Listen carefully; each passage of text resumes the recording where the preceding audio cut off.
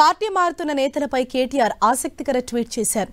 నికార్సైన కొత్త తరం నాయకత్వం తయారు చేస్తామని, పోరాట పంధాలో కదం తొక్కుదామని కేటీఆర్ తెలిపారు.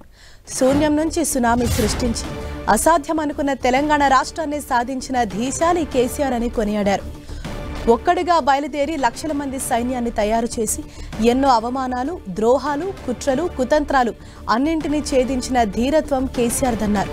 అలాంటి ధీరుణ్ణి కొన్ని కపదాట్లు, ద్రోహపు ఎత్తుగడతో దెబ్బతీయాలనుకునే రాజకీయ బేహారులకు తెలంగాణ ప్రజలే జవాబు చెప్తారన్నారు. కోట్లాది మంది జీవితాల్లో వెలుగును నింపిన కేసీఆర్ను, బీఆర్ఎస్ను ప్రజలే గుండెల్లో పెట్టుకుని కాపాడుకుంటారన్నారు.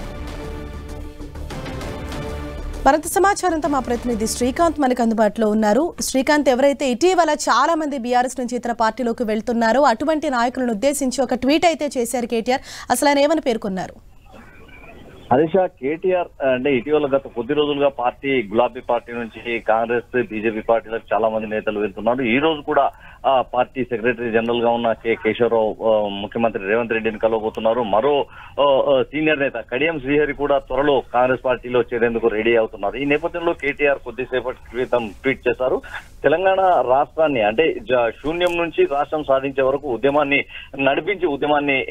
విజయవంతంగా నడిపించి రాష్ట్రాన్ని సాధించిన కేసీఆర్ కు కొత్త నాయకత్వం తయారు చేసుకోవడం ఇబ్బంది ఏమీ కాదన్న అభిప్రాయాన్ని కేటీఆర్ వ్యక్తం చేయడం జరిగింది. కేటీఆర్ ట్వీట్ ని మనం పరిశీలిస్తే ఖచ్చితంగా పార్టీ మారుతున్న నేతల గురించే కేటీఆర్ తన అభిప్రాయాన్ని వ్యక్తం చేశారని చెప్పుకోవచ్చు. పార్టీలో జరుగుతున్న పరిణామాలతో క్యాడర్ దెబ్బతినకుండా ఉండేందుకు కొత్త నేతలకు ఖచ్చితంగా తాము అవకాశం ఇస్తామని, కొత్త నాయకత్వాన్ని సిద్ధం చేసుకుంటామని, రాబోయే రోజుల్లో పోరాట పథంలో మరోసారి పార్టీని బలోపేతం చేసే దిశగా తాము నిర్ణయాలు ఉంటాయని తాము అడుగులు వేస్తామని కేటీఆర్ ఈ ట్వీట్ ద్వారా వెల్లడించడం జరిగింది.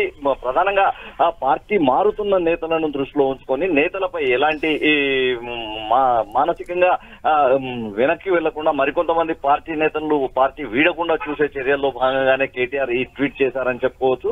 ట్వీట్ ద్వారా కొత్త నాయకత్వానికి అవకాశాలు కల్పిస్తామని సంకేతాలు ఇవ్వడంతో కొంతమంది కొత్త నాయకత్వం కూడా పార్టీపై పూర్తి స్థాయిలో దృష్టి సారించి ఉద్యమంలో ఎలాగైతే పనిచేశారో అలాగే ఇప్పుడు కూడా పనిచేస్తారన్న ధీమాను కేటీఆర్ వ్యక్తం చేయడం జరిగింది. Harisha, thank you Srikanth.